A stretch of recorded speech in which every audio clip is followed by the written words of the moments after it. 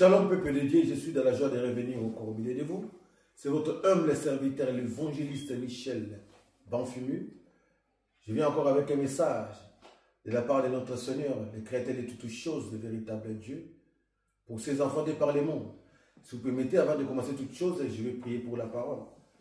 Tendre Père, le véritable Dieu, merci pour cette grâce.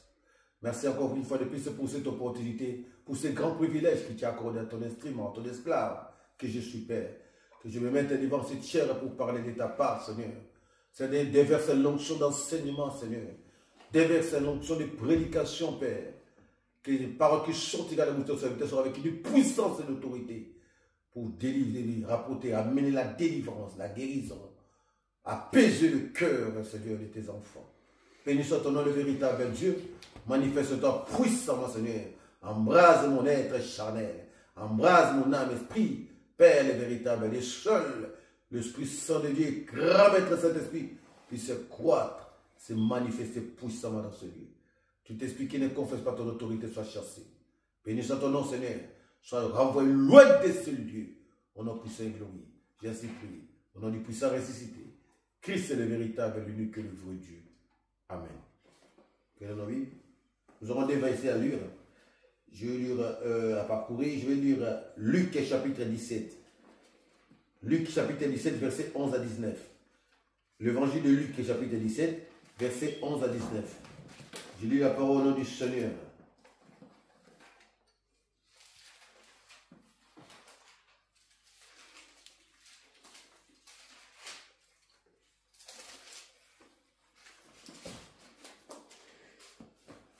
Et il advint comme il faisait route vers Jérusalem, qu'il passa aux confins de la Samarie et de la Galilée.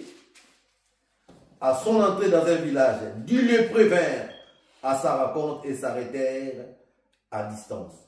Ils élevèrent la voix et dirent: Seigneur Jésus, Maître, aie pitié de nous. À cette vue, il leur dit: allez vous monter au prêtre. Et il advint, comme ils y allaient, qu'ils furent purifiés. Ils furent purifiés. L'un d'entre eux, voyant qu'il avait été purifié, revint sur ses pas en glorifiant Dieu à haute voix et se prosternant aux pieds de Jésus, en le remettant, en le remerciant. Et c'était un Samaritain. Prenant la parole, Jésus dit: est-ce que les 10 n'ont pas été purifiés? Les 9 autres, où sont-ils? Il ne s'est trouvé pour revenir rendre gloire à Dieu que cet étranger.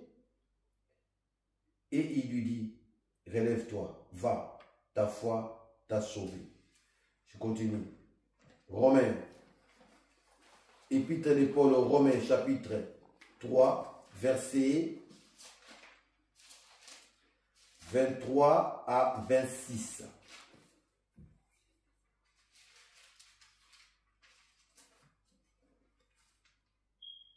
Tous ont péché et sont privés de la gloire de Dieu. Et ils sont purifiés par la faveur de sa grâce, en vertu de la rédemption accomplie dans le Christ Jésus. Dieu l'a exposé, instrument de propitiation par son propre sang, moyennant la foi. Il voulait montrer sa justice du fait qu'il avait passé condamnation sur le péché commis jadis au temps de la patience de Dieu. Il voulait montrer justice au temps présent afin d'être juste et justifier celui qui se réclame de la foi en Christ Jésus. Parole du Seigneur. Est-ce que nous pouvons acclamer la parole du roi de gloire? Christ, le Seigneur et Maître de l'univers, s'est fait homme et passé au tombeau, ressuscité au 3e jour pour sauver toute l'humanité. Lui qui est la résurrection et la vie, la mort n'avait pas d'autre choix que de les vomir. Et la mort n'a eu aucune influence pour lui. Christ qui est ressuscité d'entre les morts n'a su convaincre le cœur endurci. Ni la loi, ni les prophètes ont su y convertir. La promesse de Dieu a été faite à Abraham par amour,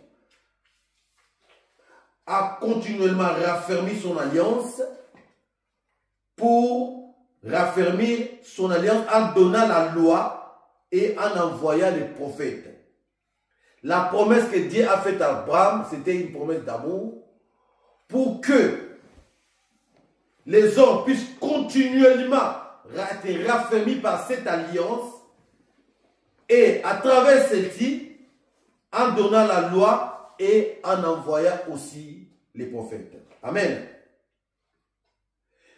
Mais il a en fait envoyé son propre fils comme un serviteur souffrant.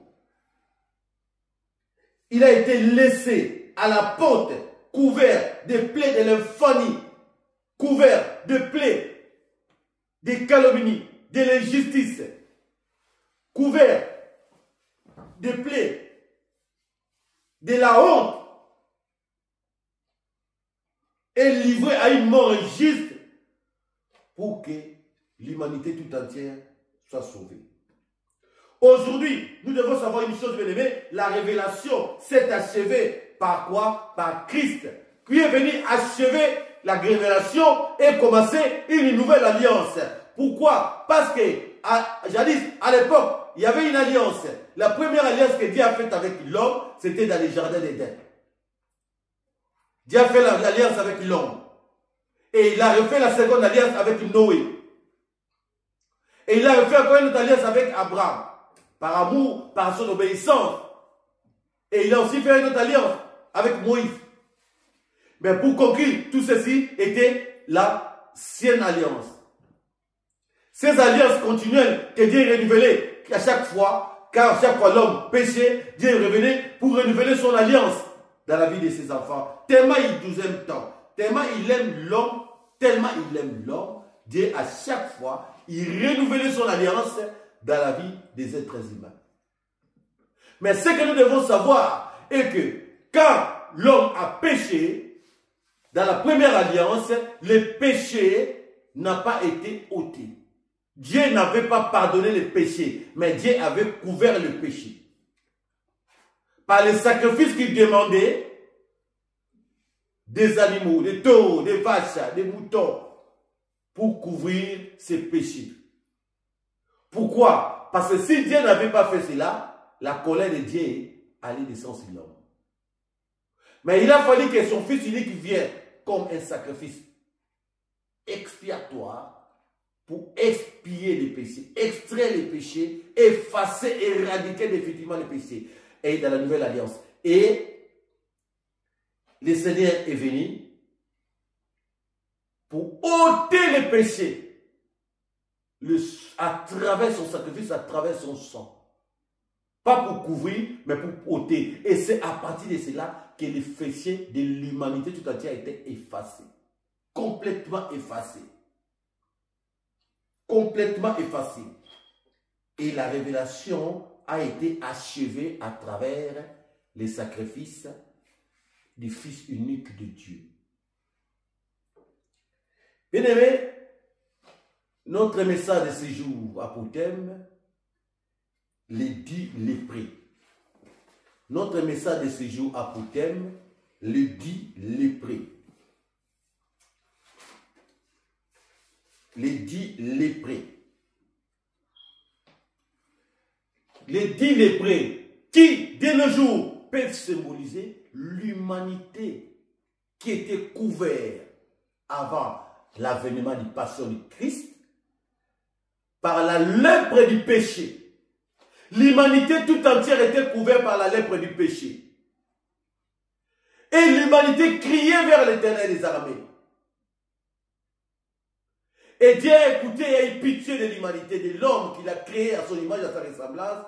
Il a envoyé son Fils unique pour que ces derniers puissent sauver, pour que l'humanité tout entière puisse être sauvée par l'entremise de son Fils. Bien aimé, il y avait ces 10 lépreux Il y avait 10 lépreux qui criaient vers le Seigneur, qui sont venus voir le Seigneur. Un jour, quand il s'est dirigé à Jérusalem, en passant par la Samarie, selon les Écritures, et ces 10 lépreux criaient, retournaient vers le Seigneur. Ils ont pleuré la miséricorde de Dieu. L'humanité a demandé la miséricorde de Dieu, la délivrance. Et Dieu les a dit, allez voir les prêtres, les sacrificateurs. En chemin, ils ont remarqué qu'ils étaient sauvés. Dieu a renvoyé l'humanité vers qui? Vers la parole. Dieu a renvoyé l'humanité vers qui? Vers l'obéissance à la parole. Mais parmi ces 10, ce qui est étonnant, il n'y a qu'un seul qui a reconnu que non, si je suis guéri aujourd'hui, si je suis délivré aujourd'hui de la lèpre, c'est grâce au Seigneur. Il est retourné rendre grâce à Dieu à travers son Fils. Il est retourné rendre gloire à Dieu. Mais les 9 autres sont partis. Bien-aimés de nos jours, Dieu envoie son Fils unique sur cette terre pour acheter, sauver son image, sa ressemblance. Mais beaucoup n'ont pas compris jusqu'à ce jour la mission, le rôle, le travail, ainsi que les sacrifices du Fils du Dieu vivant. Beaucoup, au lieu de venir rendre grâce à Dieu, ils sont retournés rendre grâce au monde, au diable à travers le monde. Nous sommes les 1/10 qui ont reconnu que si nous sommes aujourd'hui enfants de Dieu, si nous sommes délivrés aujourd'hui, c'est grâce au sacrifice du Fils unique de Dieu. En acceptant le Seigneur, Christ, le Fils du Très-Haut, le seul Seigneur et Sauveur de ta vie, c'est-à-dire qu'il reconnaît que Dieu a envoyé ce Fils unique pour nous sauver. C'est-à-dire c'est une façon de rendre grâce à Dieu à travers l'obéissance, l'acceptation, la grâce que tu rends à son Fils unique.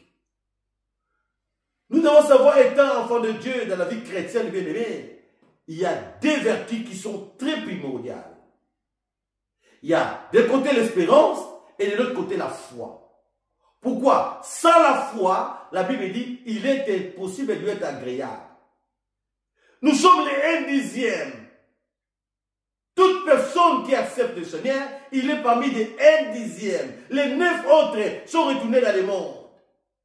Donc cela veut dire, il n'y a qu'une seule minorité parmi tous les gens de ce monde. Il n'y a qu'une seule minorité qui se dit aujourd'hui croyant, qui accepte de croire au Fils unique de Dieu. 1/10. Les 9 autres sont tournés le dos, sont restés dans le monde, suivent le monde, suivent le diable à travers le plaisir et les désirs de ce monde. Oh, bien-aimés, ce qu'ils oublient, la rédemption ne peut que passer par le Seigneur, que nous venons de lire ici à travers l'épître de Paul aux Romains. La parole du Seigneur nous dit ceci.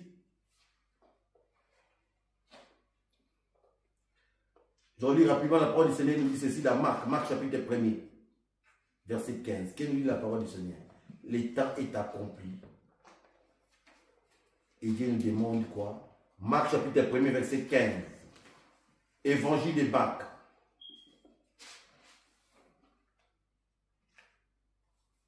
Le temps est accompli et le royaume de Dieu est tout proche. Répentez-vous et croyez à l'évangile. Dieu nous demande de nous repentir et de croire à l'évangile. Ne soyons pas comme les 9 autres qui sont retournés. Dieu a délivré le monde. Dieu nous a délivrés. Ce n'est pas Dieu qui avait péché. Ce n'est pas Dieu qui nous avait poussé les péchés. Mais nous avons désobéi à notre Dieu. Par le péché d'une seule personne, le monde a été sacrifié. Mais Dieu a envoyé son Fils unique pour nous sauver. Qu'est-ce que nous avons fait en retour? Bon nombre sont retournés dans le monde comme les 9 autres. Rendez gloire au monde. Mais ils ont oublié que si nous sommes sauvés aujourd'hui, si nous sommes délivrés aujourd'hui, si nous sommes là aujourd'hui, c'est grâce au sacrifice ultime du Fils de Dieu. Soyons parmi les 1/10 qui reconnaissent l'autorité de Dieu, qui reconnaissent que si nous sommes sauvés, c'est à travers les sacrifices uniques du Fils de Dieu. C'est pourquoi, bien-aimés, ne soyons pas des ingrats. Ne soyons pas des ingrats. Bien-aimés, vous savez, nous servons un Dieu qui est tellement compatissant, lent à la colère, mais riche en bonté et en fidélité. Lent à la colère et riche en bonté et en fidélité. Nous avons un Dieu qui résiste aux orgueilleux et fait grâce aux hommes. Nous sommes dans Jacques.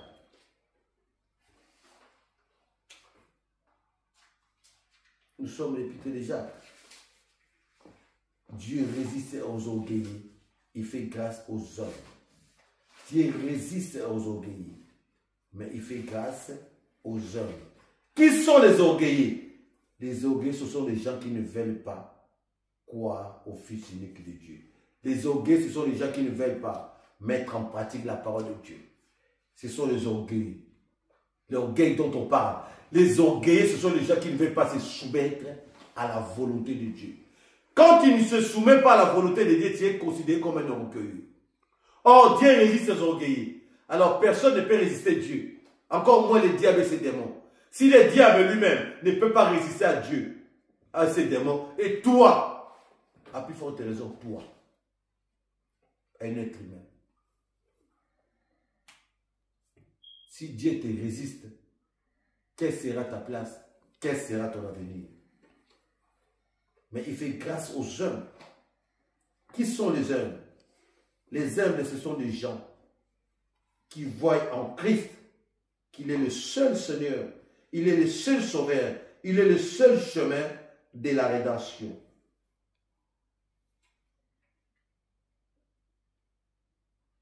Dieu, il fait écouter ce que l'Écriture nous dit. Il donne d'ailleurs une plus grande grâce suivant la parole de l'Écriture. Dieu résiste aux orgueilleux, mais il donne sa grâce aux hommes. Soumettez-vous donc à Dieu. Le Seigneur veut à ce que nous puissions se soumettre à lui.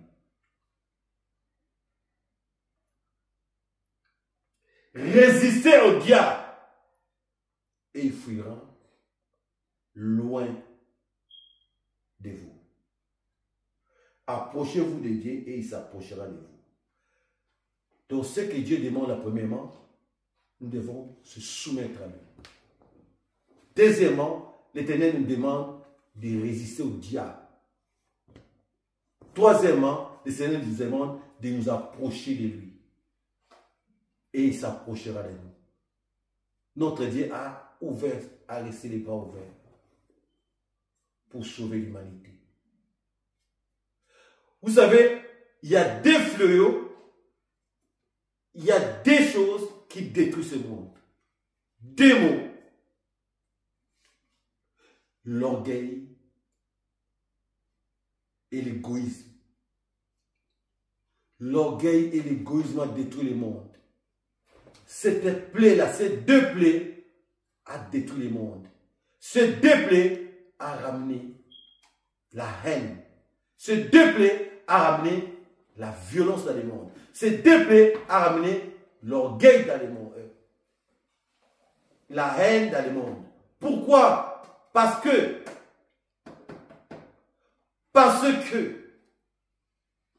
le monde sans le Seigneur ne peut pas résister.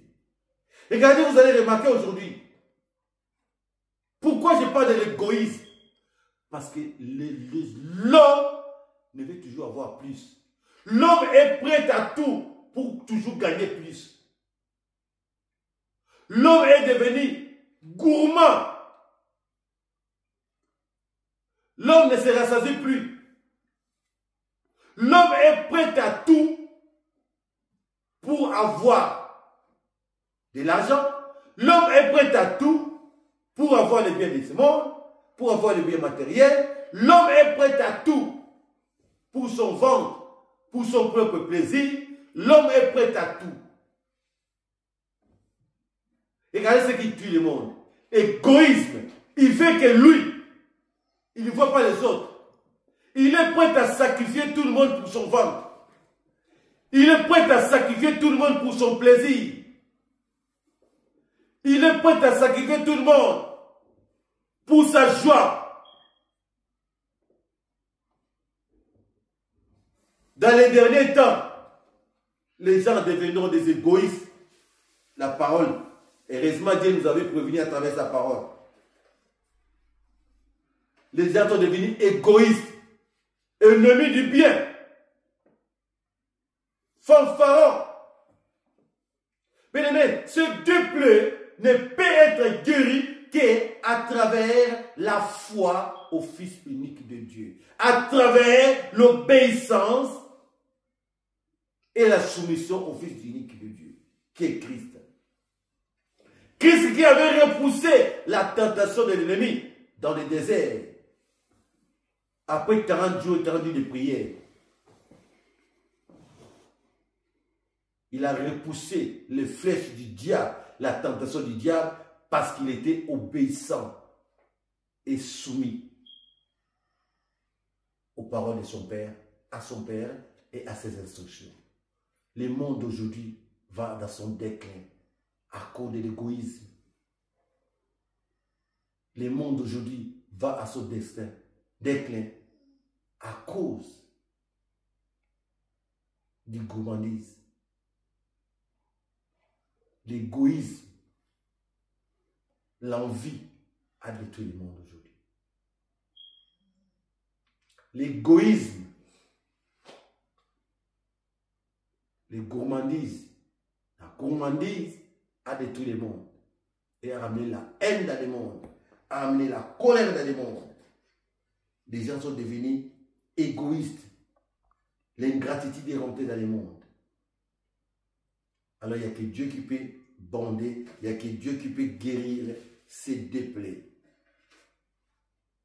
à travers les sacrifices uniques de son Fils, à travers le sang de son Fils, à travers l'acceptation de son Fils. C'est pourquoi, bien aimé, nous devons s'attacher à notre Dieu. C'est pourquoi, bien aimé, nous devons toujours s'attacher à Dieu. Puisque, comme je disais tantôt, l'espérance. Nous devons avoir l'espérance à notre Dieu et la foi à notre Dieu. Sans la foi, il est impossible de lui être agréable. Sans la foi, bien aimé, ça va être compliqué pour nous d'être sauvés. Parce que Dieu a envoyé son Fils unique pour que nous puissions croire en lui. Pas pour que nous puissions regarder, mais nous puissions croire et faire sa volonté. Rien que sa volonté. L'orgueil et l'égoïsme a détruit le monde.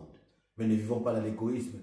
Dieu a envoyé son Fils unique. Regardez la soumission, l'obéissance que Christ avait. Quand les 10 lépreux étaient sauvés, quand Christ est venu dans ce monde pour nous sauver, il a fait ça, il a fait que la volonté de son Père. Et nous aussi, en retour, ce que Seigneur nous demande, c'est quoi? Que de tourner les regards vers son sacrifice. De tourner les regards vers l'œuvre salvatrice qu'il a accomplie sur la croix. Et de marcher sous ses pas. De marcher sur ses pas. De marcher dans l'obéissance. De marcher dans la crainte. Dans la soumission totale. Et surtout, pour en finir, lui être fidèle. Car Dieu cherche les enfants fidèles. Fidèle comme son Fils unique. Fidèle à quoi? À qui? À Dieu. Fidèle à quoi? À ses commandements. Fidèle à quoi? À ses instructions. Fidèle à l'obéissance à sa parole. C'est pourquoi, bien-aimé, mon frère, ma soeur, le Seigneur avait permis à ce que je puisse venir à ces messages. Ces jours, pour dire à un enfant ces jours, pour dire à une personne ce jour, que la seule chose, la seule personne qui peut ramener la paix dans ton cœur, qui peut ramener la paix dans le monde, qui peut apaiser, donner la solution à tes problèmes. Tu sais terre où tu vis, où le monde est rempli de la haine, le monde est rempli de la violence à cause de l'égoïsme et de l'orgueil que l'ennemi a introduit dans le monde. Il n'y a que Christ qui peut nous sauver. Il n'y a que Christ qui peut nous délivrer. Tournons les regards vers le sacrifice ultime que Dieu avait envoyé. Tournons les regards vers la nouvelle alliance qu'est Christ. Tournons les regards vers notre Dieu à travers son Fils unique. Faisons-lui confiance et il agira dans nos vies. Dieu ne ment pas. Nous servons un Dieu qui est fidèle à sa parole. Nous servons un Dieu qui nous aime tant, qui nous a manifesté son amour. Or, dans le cas de Dieu, c'est l'amour. Dans le cas de Dieu, c'est l'obéissance. Dans le cas de Dieu, c'est la soumission. De l'autre côté, c'est l'égoïsme dans le cas du diable. De l'autre côté, c'est la gourmandise dans le cas du diable. De l'autre côté, c'est la haine dans le cas du diable. De l'autre côté, c'est l'orgueil dans le cas du diable. C'est pourquoi faisons un bon choix en choisissant le chemin de l'obéissance qui est Christ, en choisissant le chemin de la soumission qui est Christ. C'est pourquoi, en choisissant le chemin de la crainte qui est Christ, le chemin de l'amour qui est Christ. Que Dieu vous bénisse et bénisse sa parole.